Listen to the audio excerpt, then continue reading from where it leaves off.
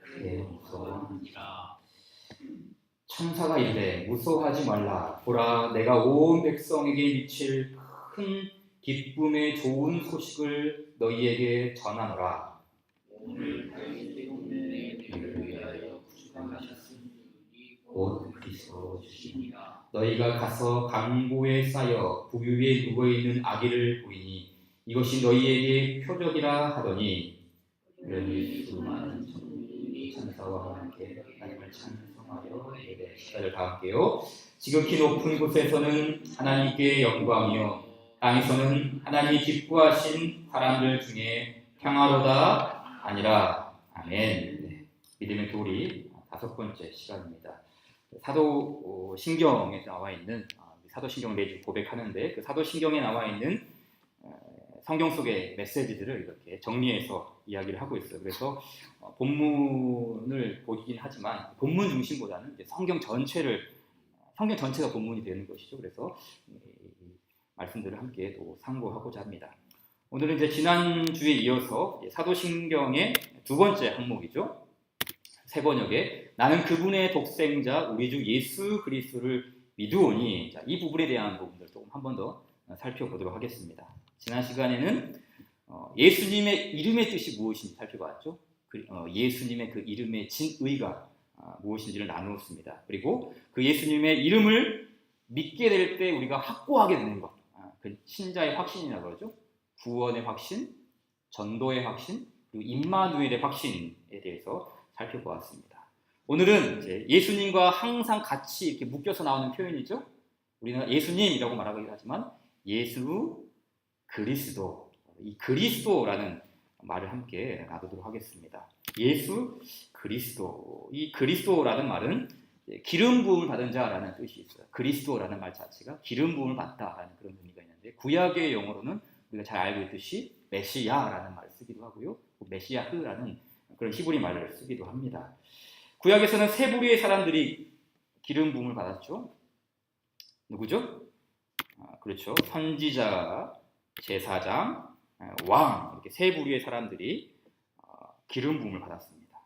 간단하게 한 구절씩만 한번 볼게요. 먼저 선지자죠. 선지자가 임명받을 때 기름을 받죠. 기름 부음 받습니다. 너는 사밧의 아들 엘리사에게 기름을 부어 너를 대신하여 선지자가 되게 하라. 선지자를 세우실 때 하나님은 기름 부음을 받게 했어요. 물론 모든 선지자들이 다 기름 부음 받은 것은 아닙니다.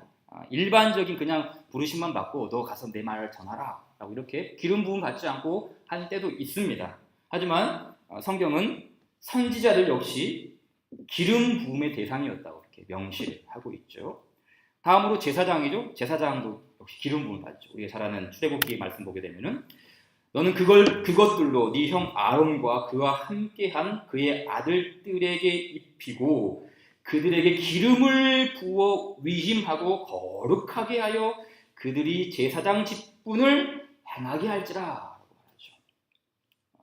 제사장의 위임식 장면이죠. 제사장 위임할 때 나오는 말씀인데, 제사장을 세울 때도 역시 기름 부음이 있었습니다.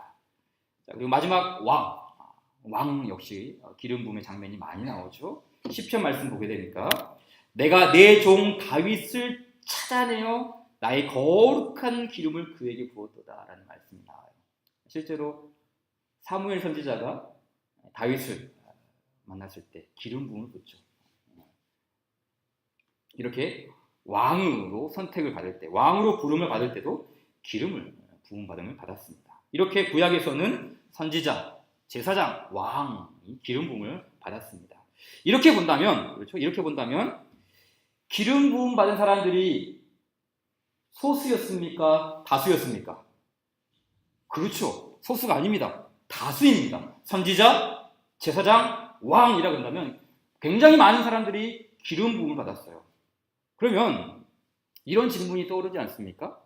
그렇다면 우리에게는 많은 메시아가 있는가? 많은 그리스도가 있는가? 아니, 실제로 보니까 기름 부음 받은 사람들이 이게 한두 명이 아니에요. 숫자를 헤아릴 수 없을 만큼 선지자, 제사장, 왕들이 많은 숫자가 기름 부음 받았어요. 그럼 왜 이렇게 많은 사람들이 기름 부음을 받았을까요? 여기는 이유가 있습니다. 이것은 일종의 예고편입니다. 예고편. 그렇죠? 선지자, 제사장, 왕. 이 사람들이 기름 부음을 받은 것은 앞으로 장차 오시게 될 진정한 선지자, 진정한 왕, 진정한 제사장, 진정한 메시아, 진정한 그리스도, 바로 이 예수님을 가리키기 위해서 이 많은 선지자, 제사장, 왕들이 기름 부음을 받고, 이 세 명의 사람들이, 이 세 부류의 사람들이 이 한 사람을 초점을 맞추고 있어요. 마치 우리가 커다란 태양을 돋보기로 딱 갖다 대어서 그 렌즈로 초점을 맞추듯이 그 한 사람, 그 예수 그리스도께 초점을 맞추고 있는 것이죠. 이 부분을 악동신학대학원의 이승구 교수님이 그 책에서 잘 설명해 주셨어요. 한번 보세요. 선지자, 제사장, 왕을 하나님께서 세우실 때 그들은 이스라엘 가운데서 자신들이 담당한 그 역할을 충실히 하라고 세움을 받았을 뿐만 아니라 그렇게 함으로써 장차 오실 진정한 선지자, 진정한 제사장, 진정한 왕 되신 분을 예표하도록 하셨던 것이다. 그래서 신약에 이제 들어서게 되면은 여러 곳에서 예수님을 그리스도 혹은 메시아라고 표현을 합니다. 우리가 잘 아는 세례 요한이죠. 그 세례 요한에 관련된 말씀 중에 이런 말씀이 있어요. 백성들이 세례 요한을 기다리는 거예요. 바라고 기다림으로 모든 사람들이 요한을, 이 세례 요한을 혹 그리스도신가 심중에 생각하니 요한이 대답하죠. 이르되 나는 물로 너희에게 세례를 베풀거니와 나보다 능력 많으신 이가 오시나니 나는 그의 신발끈을 풀기도 감당하지 못하겠노라. 그는 성령과 불로 너희에게 세례를 베푸실 것이요. 여러분, 이 요한의 말 속에 어떤 의미가 있나요? 요한의 그 뉘앙스가 뭐죠? 야, 너희가 생각하는 그 그리스도는 내가 아니야. 오해하지 마.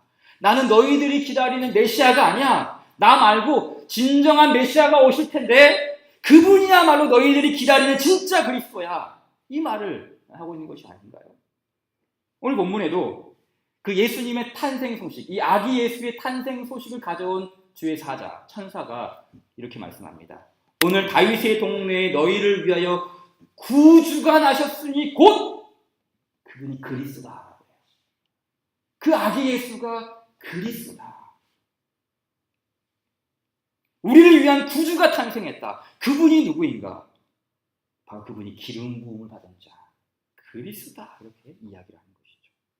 역시 우리가 읽진 않았지만 이 누가복음 2장의 문맥을 보게 되면은 2장 뒷부분에 그 이스라엘의 위로를 기다리는 많은 사람들이 나와요. 시므온, 안나 같은 나이 많은 어르신들이 많이 나오죠. 이 시므온이라는 사람이 성령으로부터 아주 특별한 지령을 받습니다. 미션이죠, 미션. 임무를 받아요. 어떤 임무를 받는가? 누가복음 2장 26절에 그가 주의 그리스도를 보기 전에는 죽지 아니라 하는 성령의 지시를 받았더니 라고 하죠. 사명을 받았어, 사명. 어떤 사명을 받았는가? 너 죽기 전에, 너 그리스도를 보기 전에 절대 나 안 죽을 거야. 근데 이 시므온이 성전으로 나온 아기 예수를 보게 됩니다. 그리고 그 아기 예수를 안고 하나님을 높이 찬양합니다. 내가 그리스도를 보았다. 그리스도를 보았다. 이 아기 예수가 그리스도시다. 이 예수가 그리스도다. 라고 이렇게 고백을 하게 된 것이죠. 뿐만 아니라 우리가 잘 아는 제자들의 고백에서도 예수님은 뭐라고 그럽니까? 주는 그리스도시죠. 베드로가 대표해서 말하죠. 그 그리스도라는 말이 굉장히 많이 나오죠.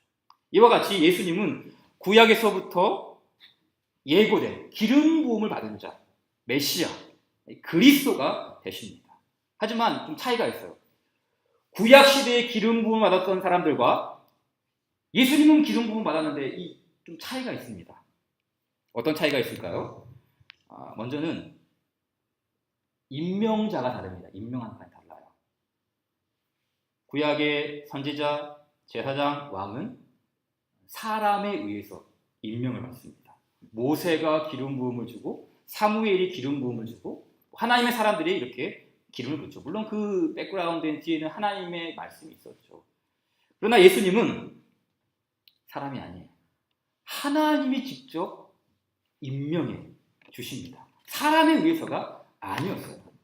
마태복음 3장 16절 17절 말씀 같이 한번 읽어볼까요? 시작. 예수께서 세례를 받으시고 하늘로부터 소리가 있어 말씀하시되 이는 내 사랑하는 아들이요 내 기뻐하는 자라 하시니라. 아멘. 예수님께서 세례를 받으실 때 왜 하늘의 음성이 들렸을까요? 왜 하늘이 열리고 아버지의 음성이 들렸을까요? 다른 게 아닙니다. 성부 하나님께서 예수님을 지금 그리스도로 임명하고 있다는 거예요. 하나님 아버지께서, 그 성부께서 예수님을 너는 그리스도다라고 이것을 임명하는 그것을 확연하게 보여주기 위해서 하늘이 열리고 성령이 비둘기같이 내려서 예수님이 이 그리스도로 임명이 된 거죠. 다시 말해 세례 요한이 물을 뿌려가지고 그리스도 이 기름을 받은 게 아니라 하나님 아버지로부터 임명을 받게 된 것이죠. 또 하나 구약의 사람들과 이 예수님의 기름 부음의 차이가 어떤 차이가 있는가? 기름의 종류가 다릅니다.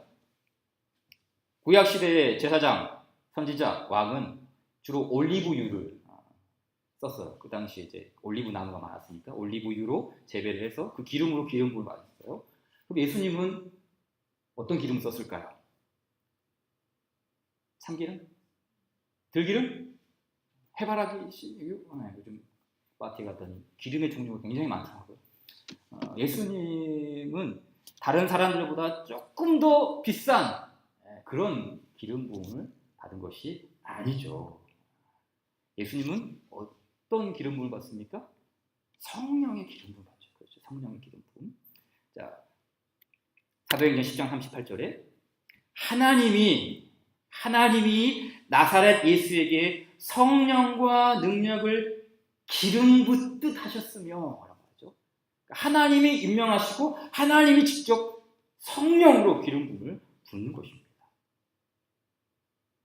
예수님은 성부 하나님께서 임명하신 그리스도, 예수님의 기름 부음은 그 원천이 바로 성령. 세상의 어떤 그런 일반적인 기름이 아니었어요. 그래서 이 예수님이야말로 구약에서부터 예고된 진정한 선지자, 진정한 제사장, 진정한 왕의 사역을 바로 이 예수님이 감당하십니다. 예수님이야말로 우리의 메시아, 우리의 그리스도가 되십니다. 우리는 예수님의 그리스도 되심을 믿습니다. 바로 이게 사도신경의 신앙 고백이죠. 우리 주 예수 그리스도를 믿사오니. 자, 그렇다면 우리가 이제 이렇게 예수님을 그리스도로 고백하게 될 때, 예수님을 그리스도로 고백하게 될 때 우리에게는 어떤 기름 부음의 은혜가 있을까요? 선지자, 제사장, 왕과 관련하여서 저는 한 3가지 정도의 기름 부음의 은혜가 있다고 봐요. 첫째는 예수님을 그리스도로 믿을 때 우리는 그분의 가르침을 받을 수 있습니다. 예수님을 그리스도로 믿을 때 우리가 그 예수 그리스도의 가르침을 받고 살아갑니다. 며칠 전에 이제 아들 준원이가 엄마의 직업을 알게 되었어요. 두 눈이 휘둥그레지면서 놀라는 거예요. 엄마가 선생님이셨어요? 초등학교 선생님이세요? 아는 게 어린이집하고 초등학교밖에 없으니까 중학교, 고등학교 잘 모르니까 선생님이냐고 깜짝 놀라는 거예요. 아이들 입장에서는 그렇잖아요. 선생님이라는 그 권위가 굉장히 큽니다. 선생님, 가르치는 선생님 굉장히 좋아하고 존경하고 아이들 입장에서는 정말 좋아할 만한 그런 위치가 선생님이지 않습니까? 그런데 나이가 조금 먹고 조금만 크면은 중고등학생이 되면은 선생님에 대한 존경심, 그 선생님에 대한 그 경외함이 사라지는 것 같아요. 인생에 대한 좋은 가르침을 받기보다는 점수 올려주는 것에 이게 혈안이 되어 있어요. 대학만 가면 된다면 대학만 가면 돼. 인격적인 가르침 이런 거 필요 없고 점수 올리는 방법만 빨리 알려줘. 점수 올릴 수 있는 방법만 쪽집게 좀 가르쳐달라. 그것만 이제 바라고 있죠. 근데 여러분 잘 생각해 보면은 이거는 우리 학생들만 그러는 게 아니에요. 우리 어른들도 마찬가지 아닌가요? 우리가 참 선생이신, 참 선지자이신 예수님으로부터 가르침을 받아요. 그런데 삶에 대한, 구원에 대한 어떤 하나님 나라에 대한 가르침을 받기보다는 당장 지금 필요한 것을 막 가르쳐 달라고 그렇게 떼쓰고 있지는 않습니까? 예수님 이런 거 말고 어려운 거 말고 장수하는 방법 알려주세요. 돈 많이 받는 방법 좀 알려주세요. 세상에서 형통하게 사는 비결 좀 알려주세요. 예수님께 뭔가 좀 배우고 싶은데 이런 물질적인 거, 세상적인 거 이걸 우리가 추구하고 있는 건 아닙니까? 우리가 속으로는 저는 그 정도까지의 속물은 아닙니다 라고 생각할지 모르겠지만 가만히 생각해보면 교인들이 어떤 가르침에 가장 흡족해 하는지 아십니까? 바로 이거예요. 세상에서 잘 된다는 그 가르침을 줄 때 아멘을 크게 하더라고요. 세상에서 잘 된다. 물론 하나님의 백성들이 성경 말씀에 근거하여 살 때 복되고 행복하고 축복된 삶을 누릴 수 있는 건 맞습니다. 틀린 게 아니에요. 그러나 예수님의 가르침은 이것이 본질이 아니에요. 이게 본질이 아니죠. 우리 같은 사도신경과 같은 신앙 고백을 하고 있는 웨스트민스터 소교리 문답 24문에 보게 되면은 다음과 같은 질문이 나옵니다. 그리스도께서 어떻게 선지자의 직분을 행하시나요? 가르침, 예수님께서 어떻게 무엇을 가르치시는가? 라고 묻죠. 그러면 답이 나옵니다. 우리 같이 답을 한번 읽어볼까요? 시작. 우리 구원을 위한 하나님의 뜻을 그의 말씀과 그의 영으로 나타내십니다. 자, 무엇을 나타내신다고요? 우리의 구원을 위한 하나님의 뜻. 우리의 구원을 위한 하나님의 뜻이에요. 단순히 예수 믿고 천국 가는 정도의 지식이 아니라 단순히 이 세상 속에서 어떤 실천적인 지혜, 어떤 임기응변, 자족한 삶, 행복하게 누리는 그런 정도의 지식이 아니라 이 세상에서 구원의 큰 그림을 그려가는 하나님의 뜻입니다. 하나님의 뜻. 그리고 그 그림을 그려갈 수 있도록 두 개의 도구를 주시죠. 하나는 하나님의 말씀, 그리고 하나님의 영, 성령이십니다. 그러기에 예수님을 그리스도로 믿게 될 때 참 선지자이신 예수님은 우리로 하여금 하나님의 말씀을 깨닫게 하세요.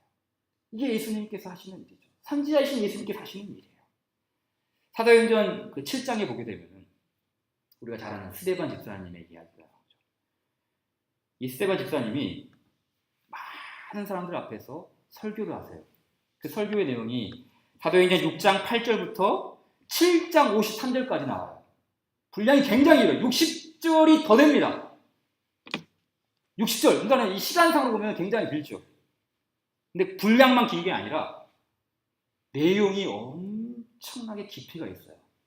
소위 말해 구원의 역사라 그러지 않습니까? 구속사라는 말을 쓰는데 이 스데반 집사님이 아브라함부터 시작해서 예수님까지 어떻게 이 성경의 이야기가 흘러가는지 이 구원의 역사를 꿰뚫고 있어요. 마치 그 구슬의 실을 계속해서 꿰매듯이 하나의 오차도 하지 아니하고 그 아브라함부터 예수 그리스도께서 이어지는 이 성경 신구약을 관통하는 그 구속의 메시지를 그분이 꿰뚫고 사람들 앞에 이야기를 해요.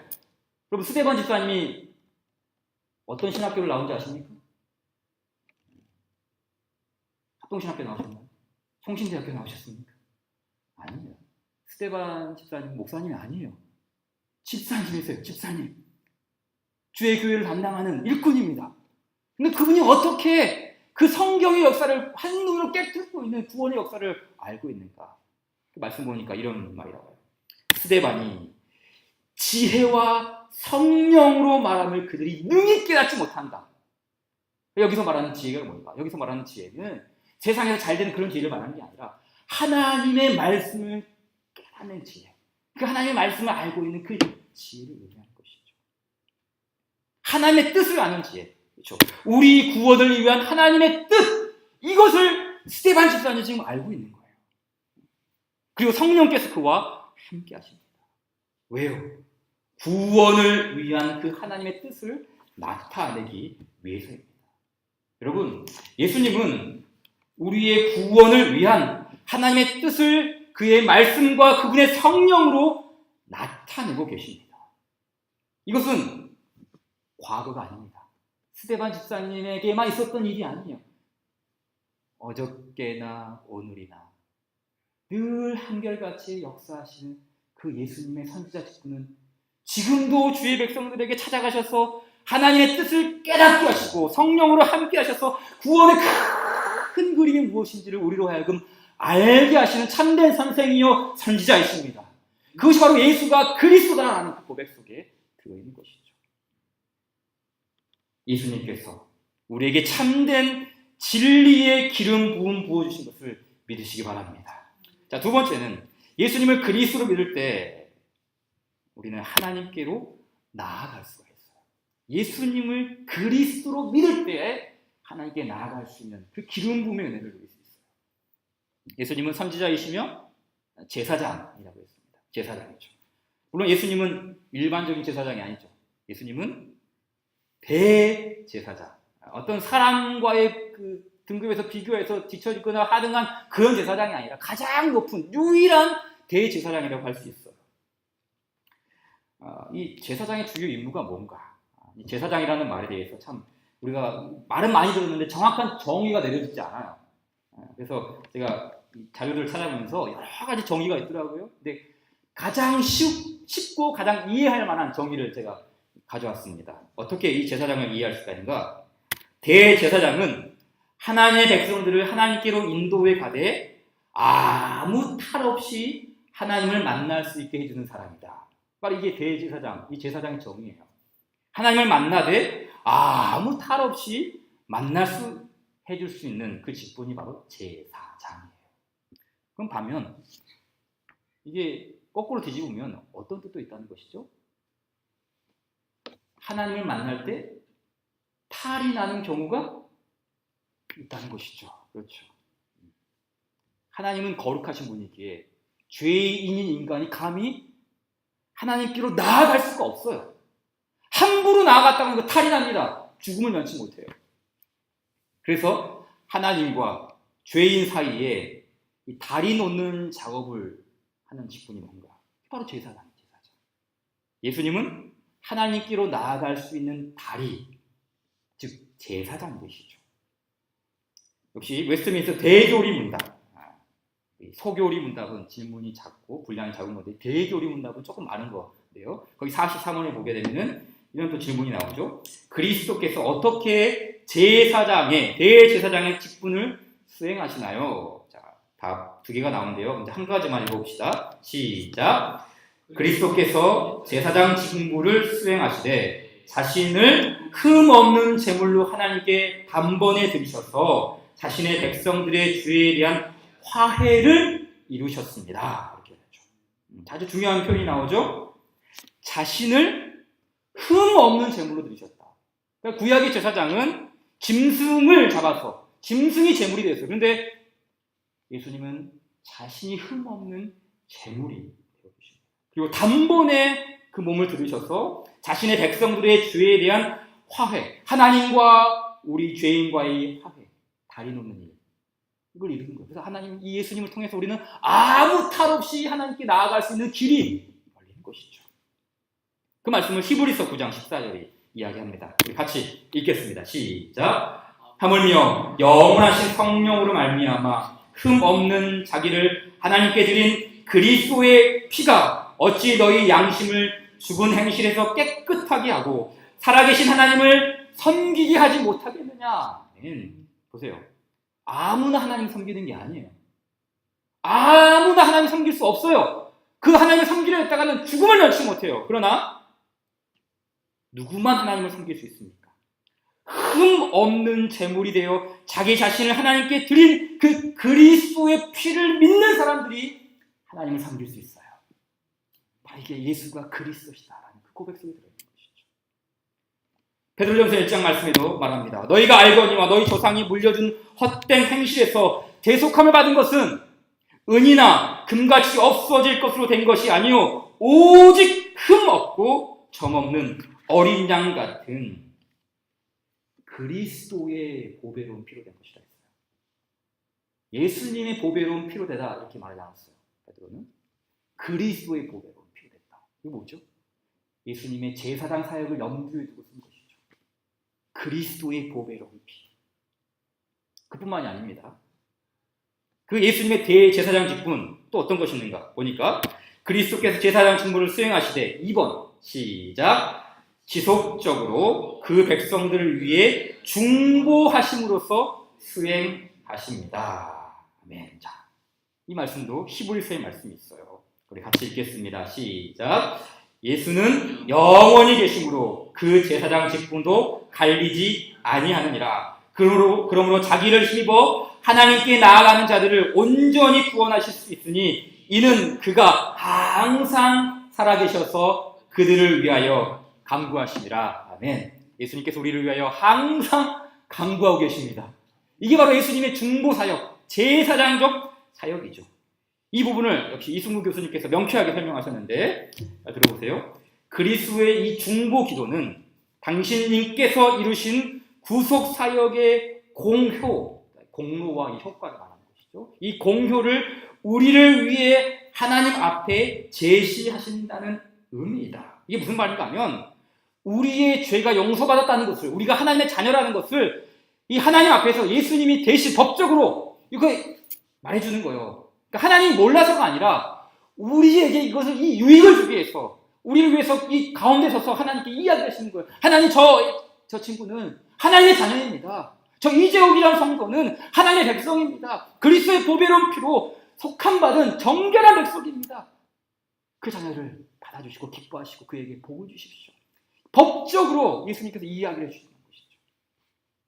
그래서 계속해서 보세요. 그것 때문에 하나님께서는 우리의 기도와 예배와 봉사의 삶을 받아주시는 것입니다. 그러므로 이 땅 위의 성도들은 순간순간을 그리스도 덕분에 사는 것입니다.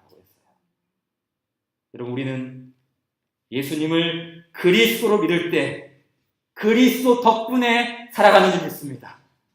우리가 이 예배 드리는 것, 이거 하나님 안 받아주시면 아무 소용 없어요. 그런데 그리스도 덕분에 받아주시는 거예요. 우리의 기도, 왜 우리가 예수님의 이름으로 기도합니다 라고 마칩니까? 그리스도, 그분이 그리스도이시기 때문이죠. 여러분, 우리가 그 그리스도 덕분에 살아가는 거예요. 하나님께 나아가도 아무런 탈이 나지 않습니다. 오히려 우리가 그 그리스도 덕분에 때를 따라 돕는 은혜를 얻기 위하여 은혜의 보좌 앞에 담대히 나아갈지니라. 은혜의 보좌 앞에 나아가라 했어요. 그 예수 그리스도의 제사장 그 사역을 믿고 나아가라. 하나님께 나아갈 수 있는 은혜의 길이 열렸음을 선포하죠. 자, 마지막 세 번째로, 예수님을 그리스도로 믿을 때 우리는 왕의 통치 안에 거하는 은혜를 누립니다. 왕의 통치. 예수님은 선지자이시며 제사장이시며 왕이십니다. 예수님은 당신님의 왕국을 다스릴 때 어떻게 다스립니까? 권력으로, 폭력으로, 억압으로, 강제로 그렇게 그 나라를 다스리지 않죠. 예수님은 하나님의 나라를 다스릴 때 은혜와 자비와 사랑과 인자하심으로 그 나라와 그 나라의 백성들을 다스리죠. 그래서 이 예수님이 다스리는 나라의 왕국의 이름을 은혜의 왕국이라고 해요. 은혜의 왕국. 하나님이 다스리는 나라, 은혜의 나라, 은혜의 왕국. 소결이 문답 26번 보시죠. 그리스도께서 어떻게 왕의 직분을 수행하시나요? 답, 시작. 그리스도께서 왕의 직분을 행하시는 것은 우리를 그분께 복종케 하시고 우리를 다스리고 보호하시고 그와 우리의 모든 원수를 막고 이기시는 것입니다. 자, 보세요. 우리는 왕이신 그 예수님을 믿고 신뢰하며 그분의 말씀에 순종할 수 있습니다. 복종할 수가 있어요. 왜요? 예수님은 우리를 은혜로 다스리기 때문이에요. 우리가 마지못해 복종하는 게 아니라, 이거 안 하면 우리가 벌받기 때문에 끌려가기 때문에 복종하는 게 아니라 하나님의 그 은혜와 자비와 따사로운 사랑의 손길에 의해서 우리가 복종할 수 있고 순종할 수 있는 힘이 생기고, 그 복종과 순종의 관계 속에서 한량없는 하나님의 은혜가 계속해서 쏟아지는 거예요. 그래서 우리를 보호하시고 우리의 모든 원수들을 반드시 이기게 하신다 그랬어요. 이기게 하신다. 예수님은 은혜의 나라의 왕이요, 예수님은 은혜의 국가의 왕이요, 우리는 그 은혜의 나라의 백성입니다. 얼마나 우리가 그 은혜의 나라 가운데 살아가는 것을, 우리가 이것을 누리고 있고 우리가 얼마나 감사되는지 우리가 이걸 직시해야 되죠. 성경 말씀을 보십시오. 우리 함께 에레미야 23장 5절과 6절 같이 읽겠습니다. 시작. 여호와의 말씀이니라. 보라, 때가 이르니 내가 다윗에게 한 의로운 가지를 이룰 것이라. 그가 왕이 되어 지혜롭게 다스리며 세상에서 정의와 공의를 행할 것이며 그의 날에 유다는 구원을 받겠고 이스라엘은 평안히 살 것이며 그의 이름은 여호와 우리의 공이라 일컬음을 받으리라. 아멘. 여기서 말하는 다윗에게 한 의로운 가지를 일으키겠다. 메시아를 나중에 이 구약에서 말하는 것이죠. 예수님을 가리키는 거예요. 그런데 그 왕이신 예수님의 나라가 어떤 겁니까? 다른 게 아니라 은혜의 왕국이란 은혜의 왕국. 정의와 공의를 행할 것이다. 그날에 유다는 구원을 받겠고 이스라엘은 평안히 살 것이다.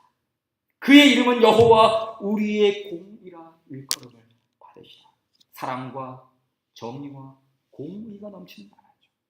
또 예수님 반드시 우리의 그 모든 원수들로부터 이기게 하시고 보호하시는 왕이라고 했어요. 요한계시록의 말씀이죠. 같이 읽겠습니다. 시작. 그들이 어린 양과 더불어 싸우려니와 어린 양은 만주의 주시오 만왕의 왕이심으로 그들을 이기실 터이요 또 그와 함께 있는 자들 곧 부르심을 받고 택하심을 받은 진실한 자들도 이기리로다. 아멘. 그렇죠. 어린 양 예수님, 어린 양 그리스도, 그분이 만주의 주시오 만왕의 왕이시다. 그래서 이기실 것이다. 이 세상의 모든 악한 것들을, 우리를 넘어뜨리려는 모든 세력들을 이기실 것인데 그분만 이기는 것이 아니라 그와 함께 있는 자들 곧 부르심을 받고 택하심을 받은 은혜의 나라의 백성들에게 진실한 승리를 주시는 우리의 왕 예수님을 믿으시기 바랍니다. 그분이 우리를 보호하시고 우리를 지키시는 것이죠. 자, 오늘의 이제 이 내용을 좀 정리하겠습니다. 역시 같은 신앙 고백서 하이델베르그 교리문답을 보게 되면 이런 질문이 나옵니다. 그분을 왜 그리스도 곧 기름 부음 받은 자라고 봅니까? 예수님에 대한 말씀이죠. 이걸 좀 정리를 좀 했는데요. 길지만 우리 한번 쭉 읽어보도록 하겠습니다. 자, 읽겠습니다. 시작. 왜냐하면 그분은 성부 하나님으로부터 임명을 받고 성령으로 기름 부음을 받으셨기 때문입니다. 그분은 우리의 큰 선지자와 선생으로서 우리의 구원을 위한 하나님의 감추인 경영과 뜻을 온전히 계시하시고 우리의 유일한 대제사장으로서 그의 몸을 단번에 제물로 드려 우리를 구속하셨고 성부 앞에서 우리를 위하여 항상 강구하시며 또한 우리의 영원한 왕으로서 그의 말씀과 성령으로 우리를 다스리시고 우리를 위해 획득하신 구원을 누리도록 우리를 보호하고 보존하십니다. 이게 바로 우리 전체의 내용을 요약한 것이죠. 성부로부터 예수님은 임명을 받고 기름 부음을 받은 그분이 바로 예수 그리스도십니다. 그분은 큰 선지자이시며 유일한 대제사장이시며 우리의 영원한 왕이 되십니다. 오늘의 주제를 더 쉽게, 더 간략하게 제가 압축하겠습니다. 한 마디 표현으로 이렇게 말할 수 있어요. 예수님의 그리스도 되심은 우리의 회복이다. 예수님의 그리스도 되심은 우리의 회복이다. 제가 왜 이 말을 가져왔냐면 루이스 볼크프라는 신학자가 있는데 조지 신학이라는 아주 유명한 책을 썼는데 거기 그 책에 보니까 이런 표현이 나오더라고요. 그리스도께서 삼중적 직분, 그렇죠? 선지자, 제사장, 이렇게 왕이 되실 수밖에 없었던 이것을 위해서 기름 부음 받으실 사실은 인간이, 본래의 그 인간이 원초적으로 이 삼중직과 사역을 위해 창조되었다는 사실도 설명한다고 했어요. 그러니까 이 아담이 창조되었을 때 인간의 본래의 사명이 뭔가? 다른 게 아니에요. 선지자, 제사장, 왕이죠. 하나님의 그 가르침을 깨닫고 하나님의 뜻을 계시하는 그 선지자의 직분이 본래의 인간에게 있었어요.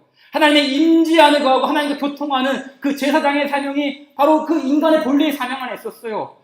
하나님 왕이신 그 하나님과 함께 온 나라를, 온 세상을 왕같이 다스리는 그 왕 같은 사명도 역시 본래 인간에게 있었어요. 그런데 그 인간이 범죄함으로 다 깨집니다.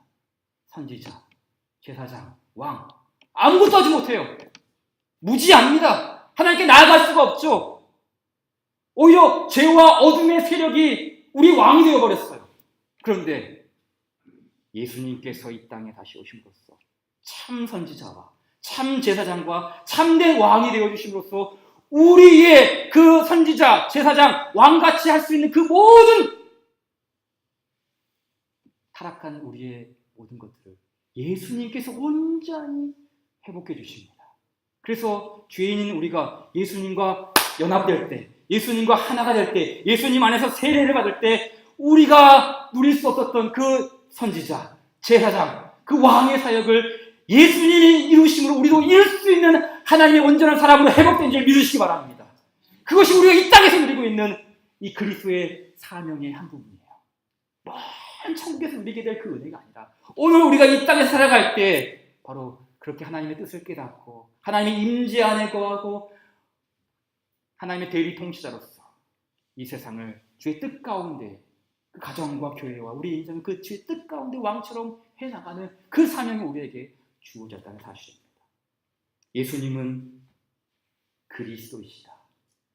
그 고백 속에 놀라운 진리가 함축되어 있습니다.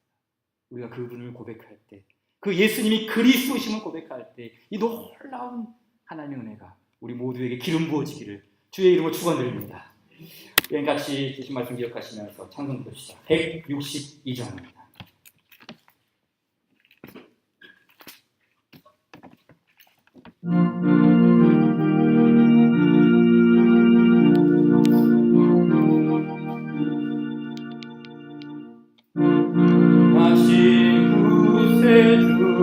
항상 섬기네 온 세상 도롱에도 주 정령 사셨네 그 은혜로운 손길 부드러운 음성 주 예수 나와 함께 늘 계시네 예수 늘 살아계셔서 주 동행하여 주시며 늘 말씀하시네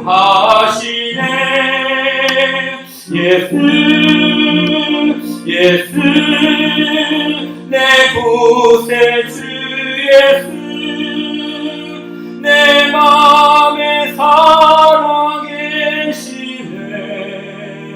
늘 살아계시네 온 세상 살펴보니 주 사랑 알겠네 내 맘이 아플 때도 주 사랑 알겠네 이 세상 풍파이길 힘주시는 주님 주 다시 영광 중에 오시리 예수 늘 살아계셔서 주 동행하여 주시며 늘 말씀하시네 예수 내 구세주 예수 내 맘에 살아계시네 늘 살아계시네 주 믿는 성도들아 나 기쁜 노래로 주 예수 우리와 함께 다 찬양 드리세 이 세상 소망이요 참 친구 되시는 주 예수 영원토록 찬양하세. 예수 예수 늘 살아계셔서 주 동행하여 주시며 늘 말씀하시네. 예수 예수 늘 구세주 예수 내 맘에 살아계시네. 늘 살아계시네.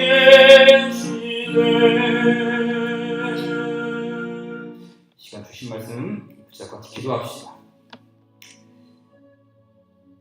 예수 그리스도 늘 살아계셔서 주 동행하여 주시며 늘 말씀하시니 우리가 그 예수 그리스도의 선지자 되심과 제사장 되심과 그 왕 되심 우리가 기억하면서 우리가 오늘 받아 누려야 할 기름 부음이 무엇인지 오늘 우리가 함께 누려야 할 그 은혜가 무엇인지를 같이 참고하며 주신 각자에게 주신 그 말씀을 붙잡고 우리 같이 기도하고 자리로 돌아가도록 하겠습니다. 기도합시다. 하나님 아버지 고맙습니다. 주님이 오늘 주의 백성들 사랑하셔서 주의 말씀으로 관찰해 주시고 깨닫게 해주시고 우리와 하여금 참된 하나님의 은혜 안에 거하게 하시고 감사합니다.